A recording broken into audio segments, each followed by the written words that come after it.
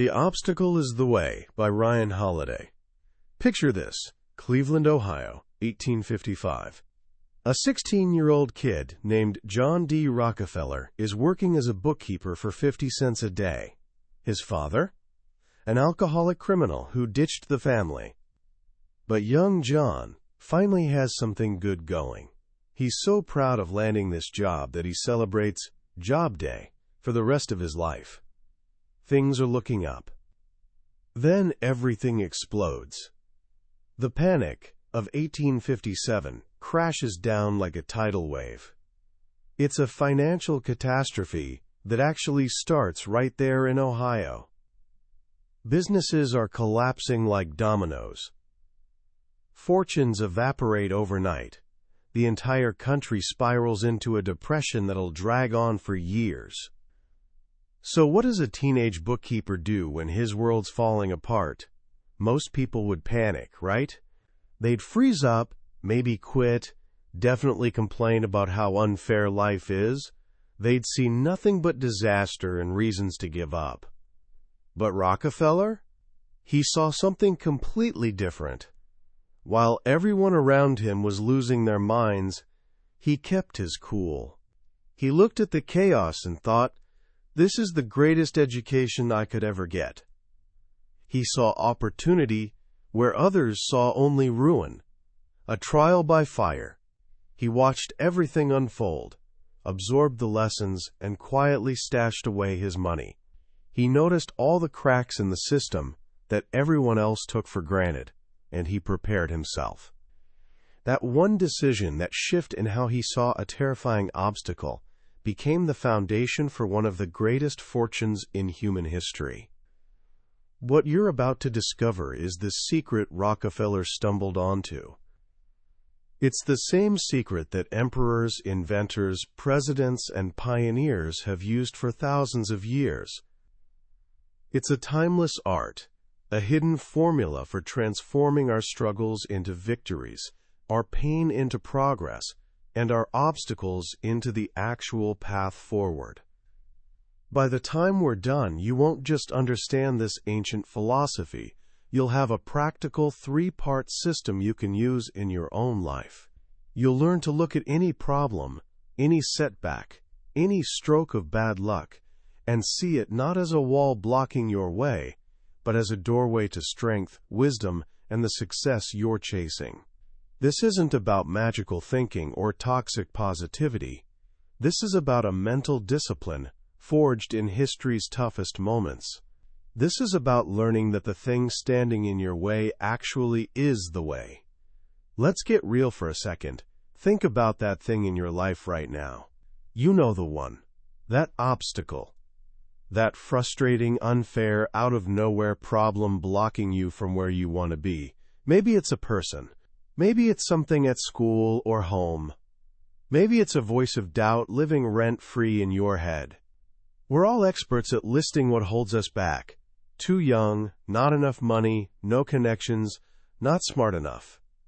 And what happens? We lock up. Most of us get completely paralyzed by our obstacles. We feel scared, frustrated, confused, helpless. It's like we're trapped in an invisible box, and we just do nothing. We blame the world, blame other people, or turn it inward and blame ourselves. But here's the thing. What if this entire approach is backwards? What if the problem isn't the obstacle itself, but how we're looking at it? This is the first and most crucial discipline in this whole philosophy. It's an idea that goes back to the ancient Stoics, these Greek and Roman philosophers, who were the original masters of mental toughness. They taught that we can't control what happens to us, but we always control how we respond. The world can throw anything it wants at us, but our mind, our inner world, that's ours. Think about Reuben Hurricane Carter, the world-class boxer who got wrongly convicted of a crime he didn't commit at the peak of his career, 3 life sentences. A crushing, devastating injustice. He walked into prison wearing a tailored suit and a $5,000 diamond ring, most people would have completely shattered. They would have drowned in rage and despair. But Carter looked the warden dead in the eye and made a declaration. "You can lock up my body, but you're not treating me like a prisoner, because my mind is free."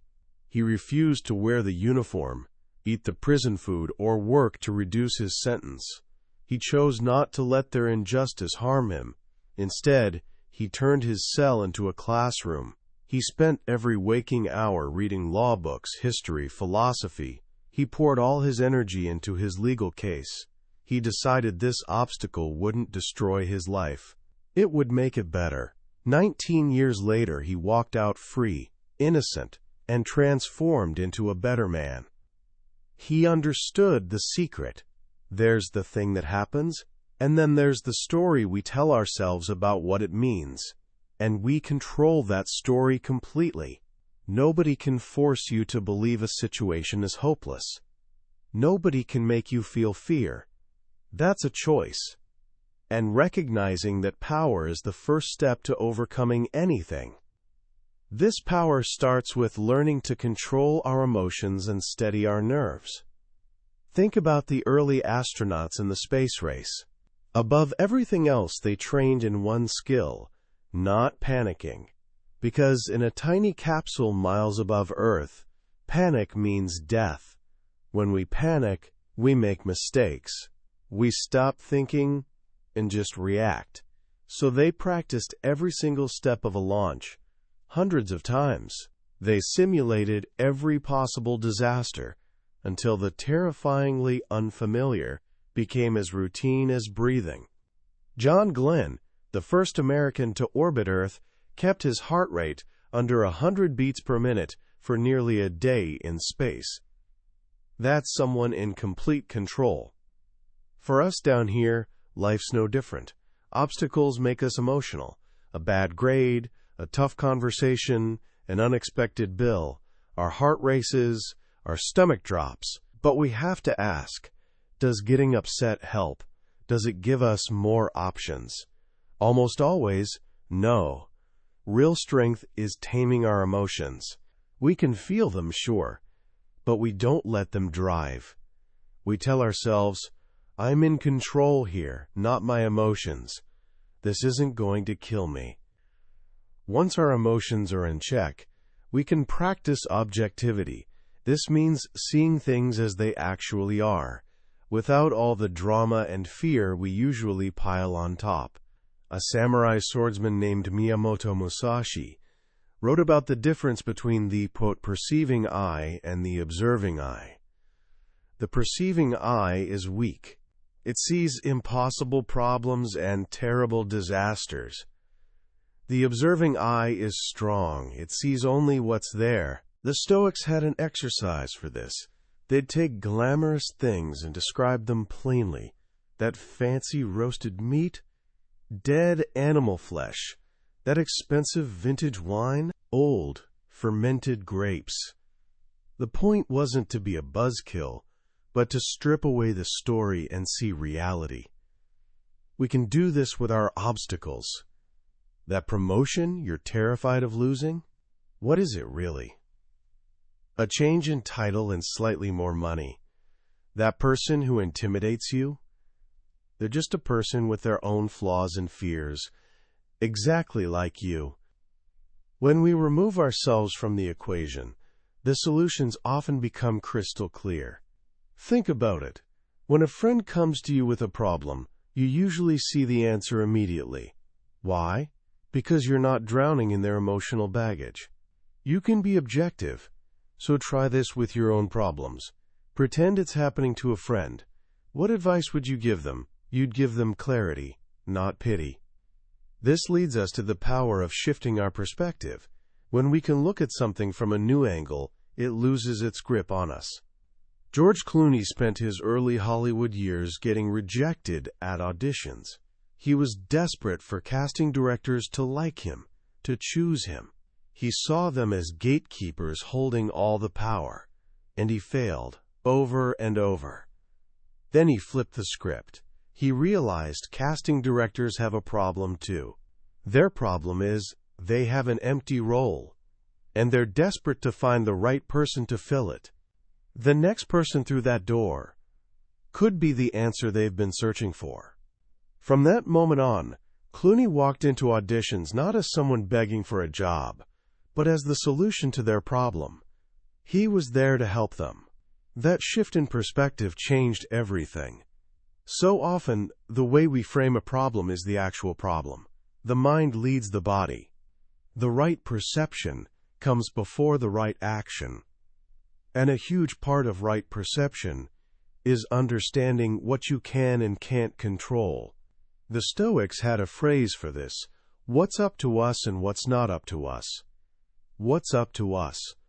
Our emotions, our judgments, our creativity, our attitude, our choices, our determination. What's not up to us? Everything else.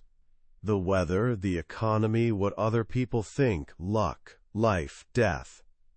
So many of us waste incredible energy fighting things we can't change. We rage at traffic. We complain about rain. We obsess over what someone thinks of us. This is like a football player arguing with the referee about the rules of the game. Pointless. The rules are the rules. The smart player focuses on the field, on their own performance, the things they can actually control.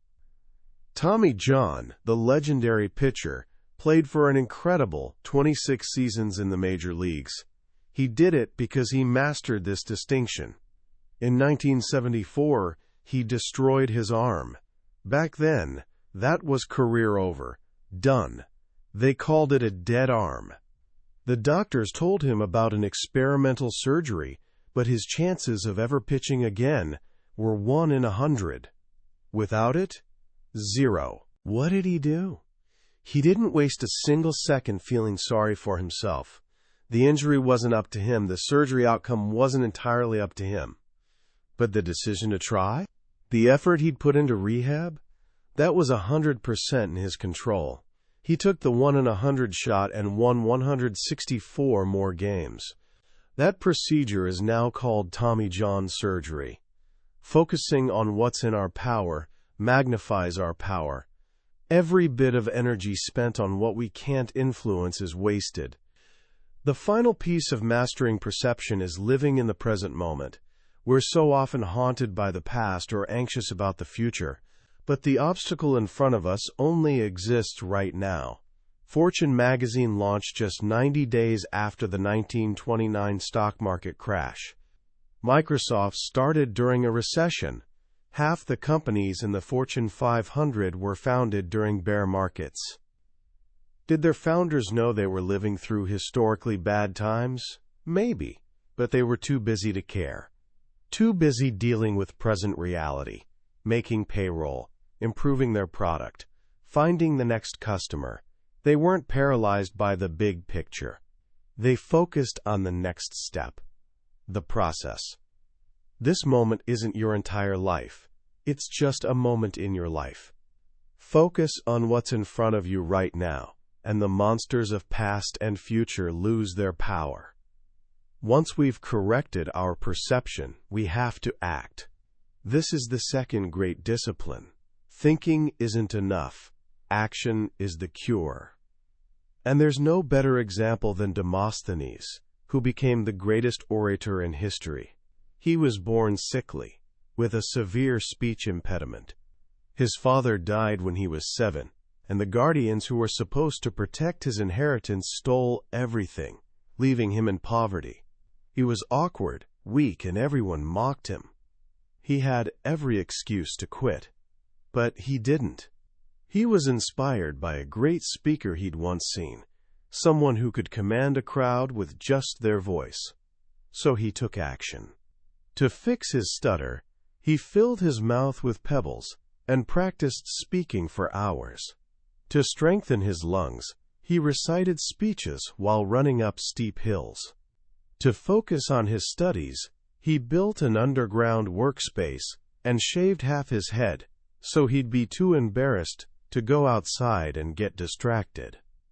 Every single moment became an opportunity to improve. He channeled all his pain and anger into training. When he finally came of age, he took his guardians to court, and won. The money was mostly gone, but it didn't matter.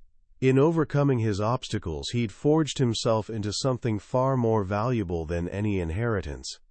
He'd turned his greatest weaknesses into his greatest strengths. When someone asked him for the 3 most important traits of a speaker, he replied, action, action, action. In life, it doesn't matter where you started, it matters what you do with what you've been given.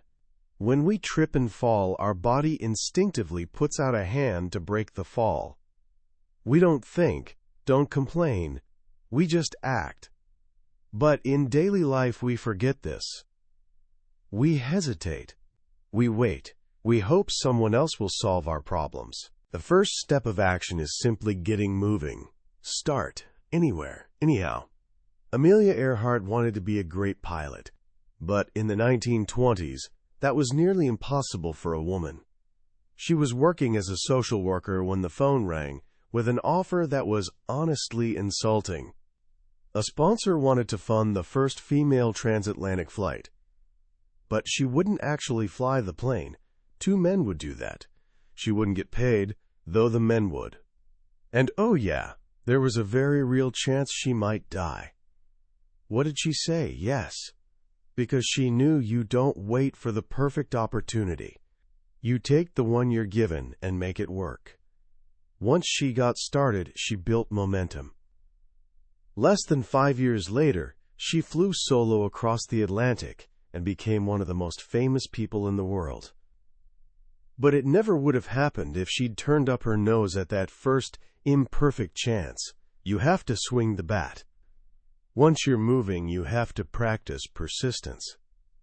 When General Ulysses S. Grant tried to capture the Confederate stronghold of Vicksburg, nothing worked. For nearly a year, he tried everything. Head-on attacks, digging a new canal to change the Mississippi River's course, even trying to flood the land and float boats in. Failure after failure. Newspapers called for him to be fired. Lincoln himself had a replacement waiting in the wings. But Grant refused to be rattled. He knew there was a way. He just hadn't found it yet. His persistence forced him to get creative. He eventually ran his boats right past the city's guns, a move so risky everyone thought it was suicide, and attacked from an unexpected direction. It was a brilliant, unconventional victory, born not from sudden genius, but from the slow, grinding pressure of trying everything else first. This is how innovation often works. Thomas Edison famously tested 6,000 different filaments for the light bulb before finding one that worked. When a rival sneered that Edison's method was just examining straw after straw in a haystack, they missed the point. Sometimes that is exactly the method. Persistence is the rule, not the exception. The genius is in the unity of purpose, the refusal to quit, the determination to stay at it. As you persist, you have to iterate, learn from your failures. In Silicon Valley, they talk about the minimum viable product. You don't spend years building a perfect product in secret. You release the most basic version of your idea, see how people react, then learn and adapt. Failure isn't a bug, it's a feature, it's feedback. It shows you the way by showing you what isn't the way. When you fail, ask, what went wrong? What can I improve? What am I missing? Failure corners you into thinking your way out. It's the source of breakthroughs. The only way to guarantee failure is bad is to not learn from it. As you're iterating and persisting, you must follow the process. This is the secret of Nick Saban, the legendary Alabama football coach. He built one of the greatest sports dynasties in history with 2 simple words: the process. He tells his players, don't think about winning the championship. Think about what you need to do in this drill, on this play, in this moment. That's the process. The process breaks overwhelming goals into manageable steps. Excellence is a matter of steps. Excelling at this one, then the next, then the one after that. When we're trapped under heavy weight, our instinct is to push with all our might. But that just exhausts us. The process is about conserving energy, creating a little space. Then, step by step, dismantling what's holding us down. We're beginning to end thinkers, obsessing about start and finish, but forgetting everything in between. The process guides us through those middle steps. It's the voice that says, shut up, do your job, focus on what's right in front of you. And what's your job? To do it right, whatever it is. Before becoming president, Andrew Johnson was a tailor. He took immense pride in his work, saying, "My garments never ripped or gave way." James Garfield paid his way through college as a janitor, did it with a smile, better than anyone else. Within a year, he was teaching at that same school. Everything we do matters. No task is beneath us. Everything's a chance to be our best. How you do anything is how you do everything. When we see our work this way, not as a burden but as a craft, vanity disappears. All that's left is the work itself. Finally, action must be pragmatic. What's right is what works. In the early 1900s, two rival fruit companies fought over valuable jungle land. The problem: two different locals both claimed ownership.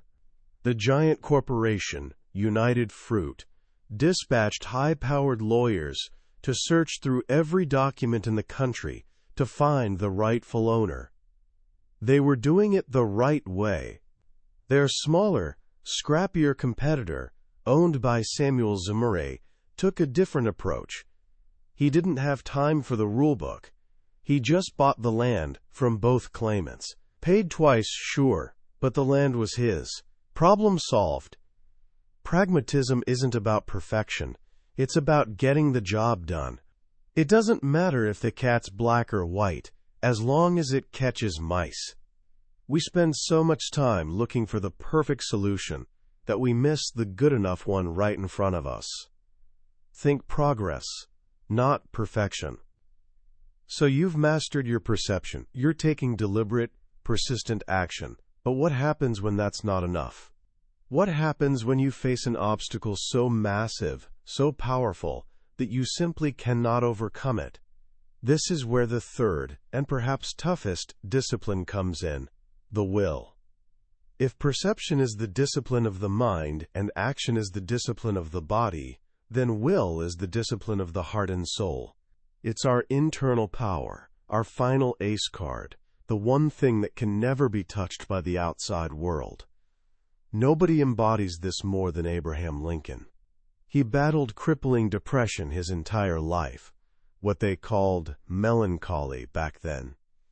It was a darkness that nearly drove him to suicide, but his journey through that personal suffering forged in him the exact qualities the nation would need during its darkest hour: the Civil War.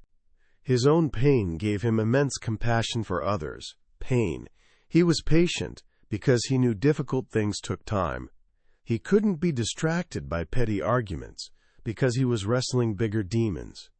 He found purpose in something larger than his personal struggles. His favorite saying was, "This too shall pass." He'd built a strong inner fortress, an inner citadel that no external chaos could breach. We're not born with this fortress. It must be built. We build it in good times so we can depend on it in bad times.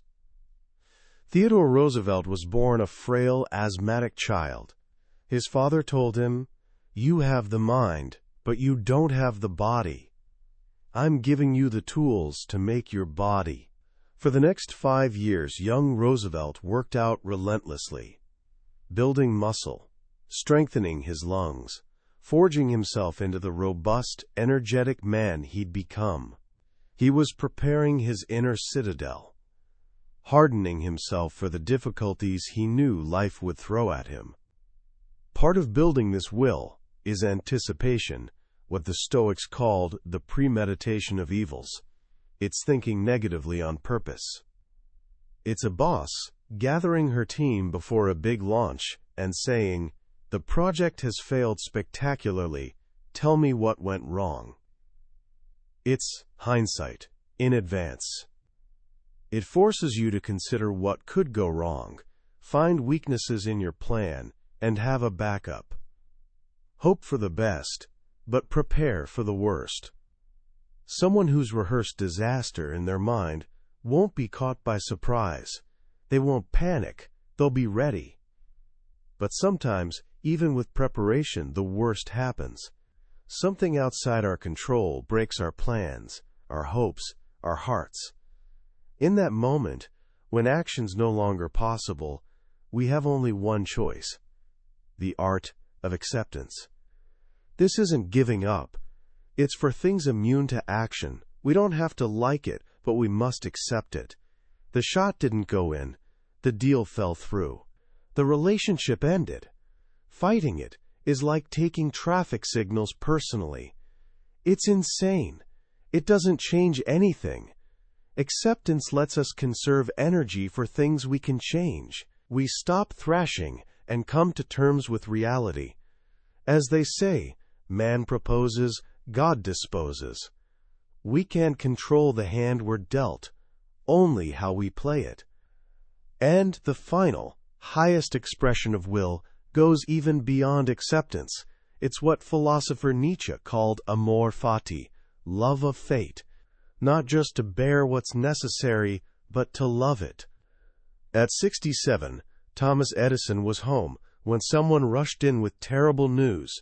His entire research campus was on fire.